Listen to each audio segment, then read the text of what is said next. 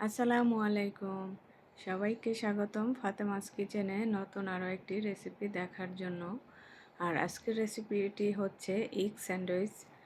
আমি আজকে আমার বাচ্চাদের টিফিনের জন্য এই স্যান্ডউইচটি তৈরি করেছি আর সেটাই আপনাদের সাথে শেয়ার করছি। আশা করি ভালো লাগবে। এর জন্য এখানে আমি 2টা ডিম আর ডিমের মধ্যে সামান্য পরিমাণে লবণ দিয়ে ডিমটাকে ফেটিয়ে নিচ্ছি। আর একটু ঝালের জন্য আমি সামান্য পরিমাণে গোলমরিচ দিয়ে দিচ্ছি। গোলমরিচটা দেওয়ার পর এখন ডিমের সাথে ভালোভাবে ফেটিয়ে মিশিয়ে নেব। আর এখন এই ডিমটাকে স্ক্রাম্বল করার জন্য এখানে প্যানে পরিমাণ মতো তেল দিয়ে এখন আমি ডিমের স্ক্রাম্বল তৈরি করে নেব। আর এই ডিমটাকে একেবারে ঝুরি ঝুরি করে নিতে হবে। আর ডিমটা আমার ভাজা হয়ে গেছে। এখন এখানে আমি নিয়ে নিচ্ছি 2 চা চামচ মেয়োনেজ আর দিচ্ছি 2 চা চামচ টমেটো সস। এখন এই দুইটা ভালোভাবে মিশিয়ে নেব আর সাথে দেব সামান্য পরিমাণে চিনি, সামান্য পরিমাণে গোলমরিচ গুঁড়া। এখন এই সব উপকরণগুলো ভালোভাবে মিশিয়ে নেব যতক্ষণ না চিনিটা গলে যায়। আর এখানে সসটা তৈরি হয়ে গেছে। এখন এই সসের সাথে মিশিয়ে নেব আগে থেকে তৈরি করা ডিমের স্ক্রাম্বলটা। ভালোভাবে নেড়েচেড়ে মিশিয়ে নেব। কিন্তু আমার কাছে মনে হচ্ছে আরও একটু মেয়োনেজ বা সস দিলে ভালো লাগবে। সেই জন্য কিন্তু আমি আরও 1 চামচ মেয়োনেজ, আরও 1 চামচ টমেটোর সস দিয়ে মিশিয়ে নিয়েছি।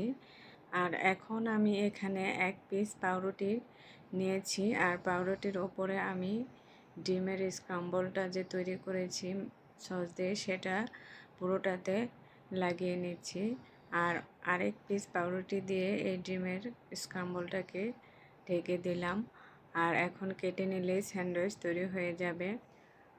আর এই যে তৈরি হয়ে গেল আমার স্যান্ডউইচ। কিন্তু আমার বাচ্চারা এটাকে আবার একটু তেলে ভেজে দিলে সেটা খেতে বেশি পছন্দ করে। আপনারা চাইলে এখন এইভাবেই খেয়ে নিতে পারবেন। আমি এগুলোকে আবার একটু ভাজার জন্য চলে আসলাম। আর এখন একটা প্যানের মধ্যে আমি সামান্য তেল দিয়ে স্যান্ডউইচগুলোকে ভেজে নেব। আপনারা চাইলে বাটার দিয়েও এই স্যান্ডউইচগুলোকে ভেজে নিতে পারেন, তাহলে টেস্টটা কিন্তু আরও বেশি ভালো আসবে। আমি আজকে তেল দিয়েই ভেজে নিচ্ছি। আর এখন কিন্তু স্যান্ডউইচের এক পাশ ভাজা হয়ে গেছে। আর এই স্যান্ডউইচটা তৈরি করা অনেক সহজ, খেতে কিন্তু ভীষণ মজা। বিশেষ করে বাচ্চাদের টিফিনের জন্য এই নাস্তাটা তো একেবারে পারফেক্ট। আর আমার বাচ্চাদের যেদিন টিফিনে এই স্যান্ডউইচটা তৈরি করে দেয় ওরা তো অনেক বেশি খুশি হয়ে যায়। আর ওদের খুশি দেখলে মনে হয় যেন আমি প্রতিদিনই এই স্যান্ডউইচটা ওদের টিফিনে তৈরি করে দেই। যাই হোক, আমার স্যান্ডউইচটা কিন্তু রেডি হয়ে গেছে। আর আজকে আমার এই রেসিপিটি আপনাদের কাছে কেমন লেগেছে অবশ্যই কমেন্ট করে জানাবেন। ভালো লাগলে লাইক শেয়ার করবেন। আর যারা পেজ থেকে দেখবেন পেজটা ফলো করবেন। আর যারা আমার ইউটিউব চ্যানেলে নতুন তারা আমার চ্যানেলটিকে সাবস্ক্রাইব করে চ্যানেলের সাথেই থাকবেন। সবাই ভালো থাকবেন, সুস্থ থাকবেন। আল্লাহ হাফেজ।